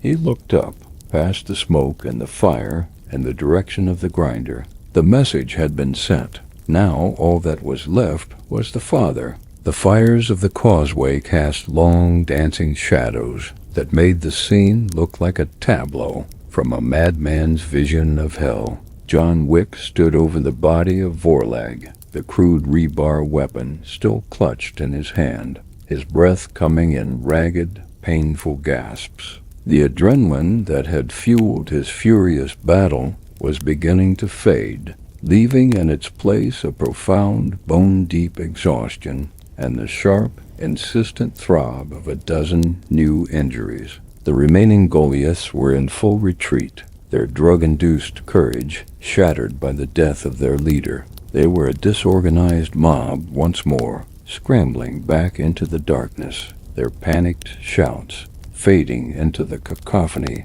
of the burning industrial zone. John was alone, a solitary figure in a circle of his own making. He looked down at the boy he had just killed. There was no satisfaction, no triumph. There was only a quiet, hollow finality. The debt was paid, the scale was balanced, but the weight on his soul had not lessened. It had simply changed its shape. He knew he could not stay. The retreat of Vorlag's crew was a temporary reprieve, not a victory. The entire Goliath clan was now a hive mind of rage, and its singular focus would be on this exact spot. He was the epicenter of an earthquake of vengeance, and the ground was about to give way. He forced his battered body to move, stripping Vorlag's corpse of its ammunition and the master-crafted bolt pistol. This time he kept the weapon. It was a tool, and he would need every tool at his disposal for what came next. He limped away from the causeway, melting back into the labyrinth of smoke and ruin, his objective now terrifyingly simple. He had to finish it. He had to cut the head from the snake. The news reached the grinder not through an official report, but through the sudden, panicked silence on Vorlag's private channel. One moment it had been a storm of battle cries and weapon discharges. The next, nothing. Malachor stood before a massive holographic display, watching the tactical icons that represented his son's rogue war party blink out one by one. Corgan, his security chief, stood beside him, his face ashen. "Chieftain," he began, his voice barely a whisper, "we've lost contact." Malachor did not respond. He simply watched the display, his flinty eyes fixed on the last known position of his son. The silence in the command chamber was absolute, broken only by the hum of the fortress's life support systems. Then a single icon, representing a lone ganger, reactivated. The man was screaming, a high-pitched, terrified sound that was barely human. ... He single quotes us dead. The prince is dead. The ghost killed him. He tore him apart. ... double quotes. The transmission was cut short, likely by the man's own comrades, desperate to silence his hysterical fear-mongering. But the message had been delivered. Malachor closed his eyes for a single, long moment. In that instant he was not a clan chieftain, not a titan of the underhive. He was a father who had just heard of the death of his only son. The arrogance, the foolishness, the disappointment he had felt for Vorlag melted away, replaced by the cold, black vacuum of grief. When he opened his eyes again, the father was gone, and only the chieftain remained, reforged and hardened by a loss so profound it had become a source of terrible, singular strength. "Recall all units," he said, his voice devoid of any inflection. "Every warrior, every hunter, every servitor, pull them back to the grinder. Form a defensive perimeter 3 layers deep. No one enters, no one leaves." Corgan stared at him, confused. "But Chieftain ... the ghost. He is out there. We should be hunting him." "He is no longer hunting my clan," Malachor said, turning away from the display to face his subordinate. "He is hunting me. He took my son. Now he will come for the father. He is bringing the war to my doorstep. We will be ready for him." He looked around the command chamber, at the maps of his fallen empire, at the reports of his catastrophic losses. None of it mattered anymore. The wealth, the territory, the power, it was all just dust. There was only one thing left in the universe that had any meaning. "Prepare my armor," he said to his guards, "and open the vault. I will carry the clan's relic. When the ghost arrives, I will greet him personally at the gates of the furnace, and I will show him what it means to stand against the fury of a king who has lost everything." The underhive had never seen such a mobilization. The entire Goliath clan, a sprawling empire of violence, turned inward. The hunt was over. The siege was about to begin.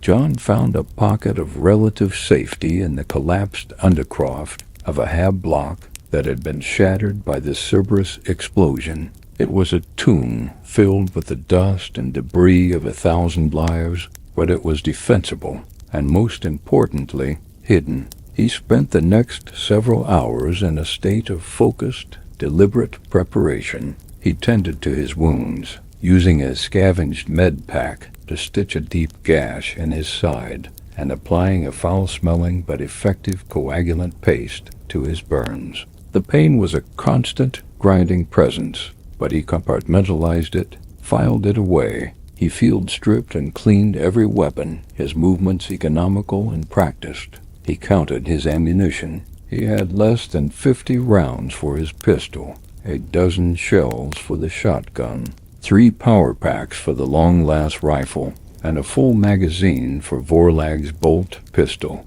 It was not enough. Not for a fortress. While he worked, he listened. The chaos outside was changing. The frantic, disorganized searches had stopped. The random patrols of bounty hunters had vanished. They had been replaced by a systematic, disciplined pattern of movement. The Goliaths were pulling back, consolidating their forces, forming a perimeter. He was no longer being hunted. He was being contained.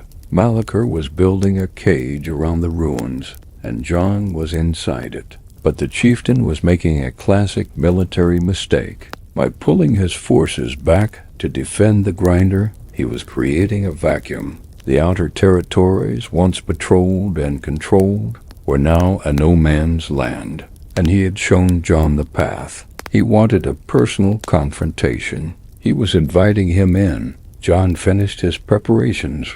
He was a patchwork of salvaged gear and grim determination. His borrowed flak jacket was scorched and torn. His face was a mask of grime, sweat, and dried blood, but his eyes were clear, burning with a cold, unwavering light. He looked at the bolt pistol in his hand, the weapon of the sun. He would use it to kill the father. It was a fitting, final piece of brutal poetry. He left the Undercroft and began the final journey, moving not away from the Goliath forces, but parallel to them, using their own lockdown as a screen. He was a shark swimming just outside the bars of the cage. Silas Vaughan watched the great retreat from her perch high on a communications spire. Her cybernetic eye zoomed in, tracking the movements of the Goliath clan. She saw the war parties abandoning their posts, the patrols falling back, the entire network of control collapsing into a single dense point around the grinder. She had heard the news that had spread through the hive's shadow network like a shockwave. Vorlag was dead. The ghost had killed the princeling. She had not expected him to succeed so completely, so catastrophically. He had not just poked the beast. He had gutted it, and now the beast was retreating to its lair for a final desperate stand. The bounty was officially canceled, the 1,000,000-credit prize withdrawn. But for Silas, it had never been about the money. It was about the art, and she had to see the final brushstroke. She knew where he was going. There was only one place left for him to go. She packed her gear and began her own journey, a shadow following a ghost. She was no longer a hunter. She was a historian on her way to witness the end of an age and the birth of a legend. The grinder was a fortress carved from the core of a mountain-sized slag heap. It was a vertical city of rusted iron, roaring furnaces, and grinding machinery, its peak lost in the chem clouds of the upper hive.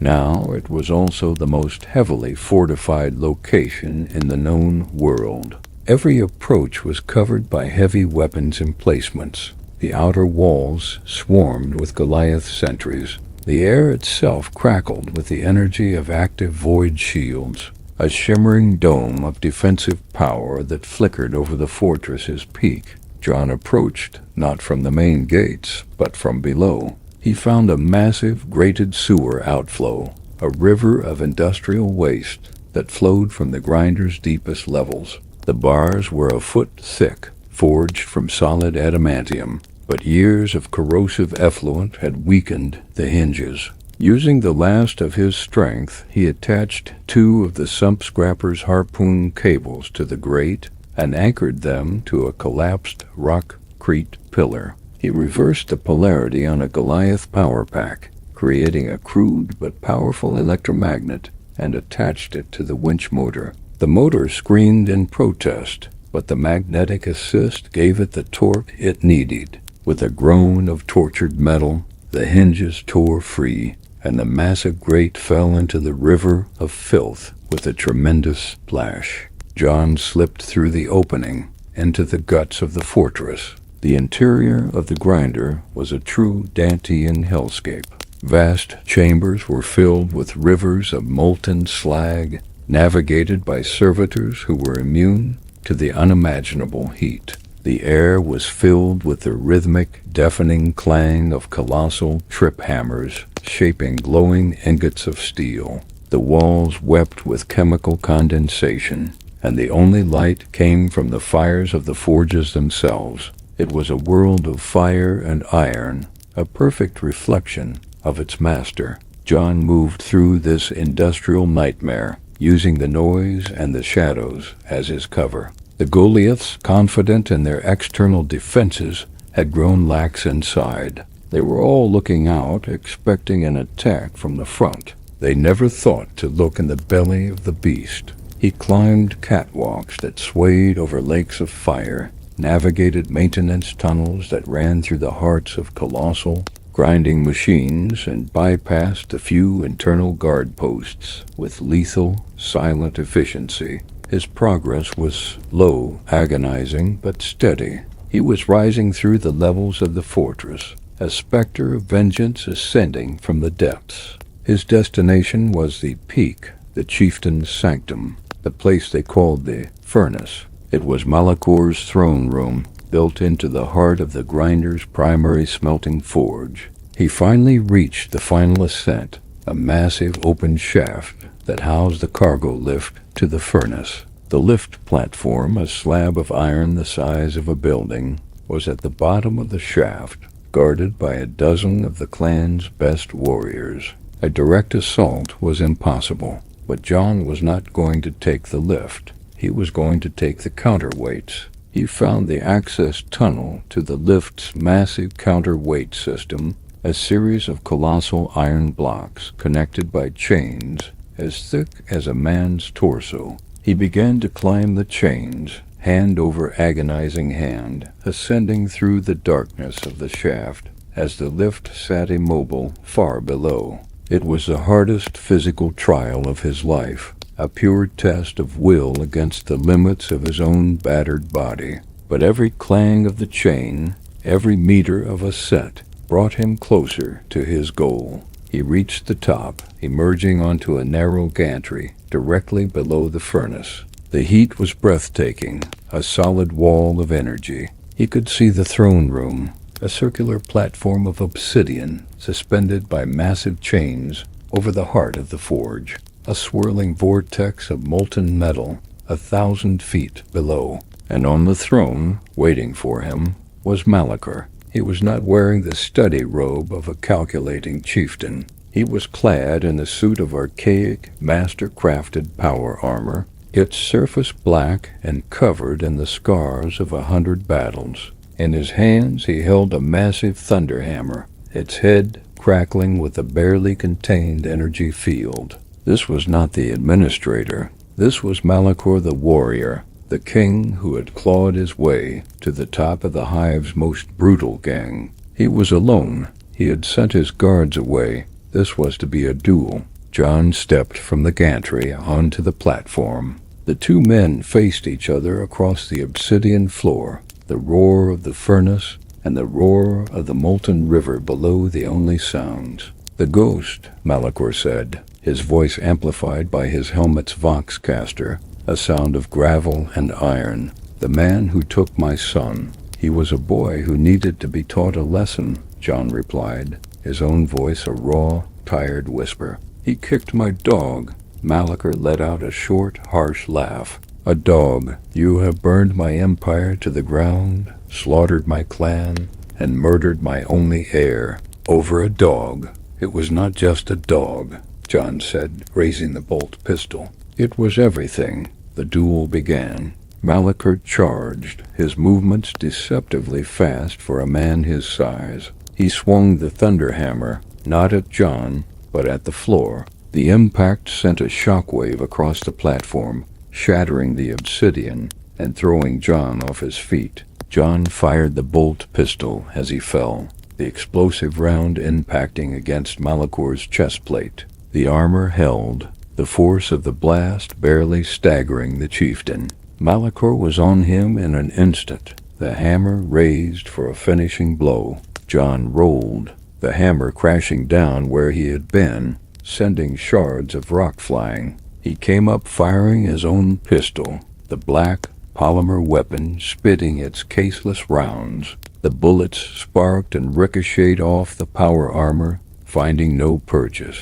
John realized with a cold certainty that his firearms were useless against this foe. He had to get close. He holstered his pistol and drew his combat knife and the sharpened rebar. He dodged another swing of the hammer and lunged in, driving the rebar into the exposed cabling at the joint of Malakor's elbow. Sparks flew, and the chieftain roared in pain and surprise as his arm went momentarily numb. John pressed the attack, his knife a blur, seeking the weak points in the armor, the seals at the neck and waist, the optical sensors in the helmet. Malakor, enraged, abandoned his hammer and grabbed John, his armored gauntlet crushing the knife in John's hand. He backhanded John across the face, the force of the blow sending him skidding across the platform, his vision exploding in a flash of white. John lay there, his body broken,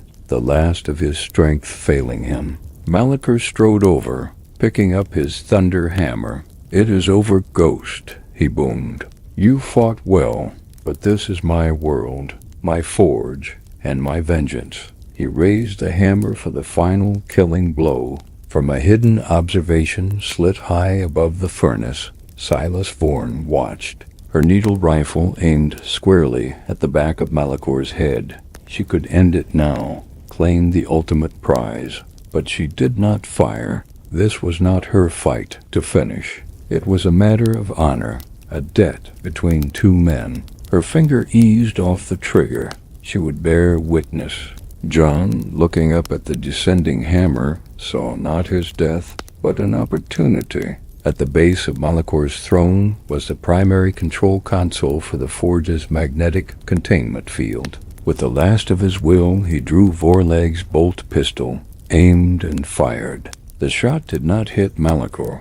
It hit the console. The console exploded in a shower of sparks. A deafening alarm blared. The magnetic containment field that held the river of molten slag in its channel flickered and died. The river, freed from its constraints, surged upwards. A massive wave of liquid metal, a tsunami of fire, erupted from the forge. Malakor's eyes widened in his helmet. He had been so focused on his enemy that he had forgotten the power of his own throne room. The wave crashed over the platform. John, at the edge, was thrown clear, his body slammed against the outer wall of the chamber. But Malakor, standing in the center, was engulfed. The molten metal consumed him, his power armor melting like wax, his final, enraged roar swallowed by the fire. The wave receded, leaving the platform a glowing, semi-liquid mass.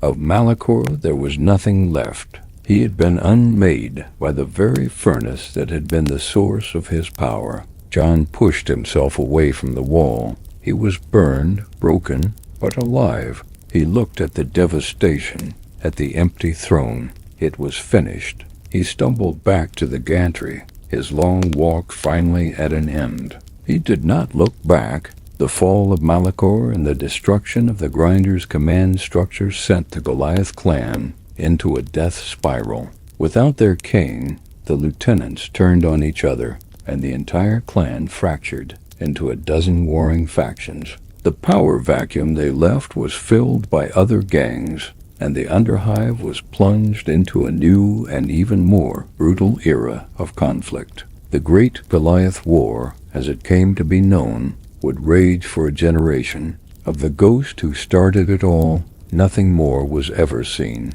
He vanished as completely as he had appeared. Some said he died of his wounds in some forgotten tunnel. Others said he simply walked into the sump and never came out.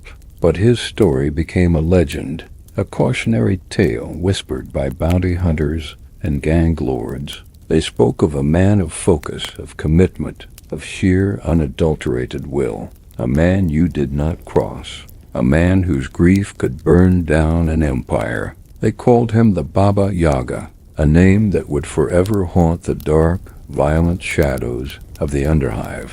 Miles away on a high spire overlooking the chaos, Silas Thorne lowered her magnoculars. She had seen it all. She had witnessed the end of the story. She turned and walked away, a new respect in her cold, professional heart. The bounty was gone. The legend was all that remained. And in a universe of grim darkness and endless war, a single solitary man had proven that even in the deepest hell, there are some lines you simply do not cross, especially when it comes to a man's dog.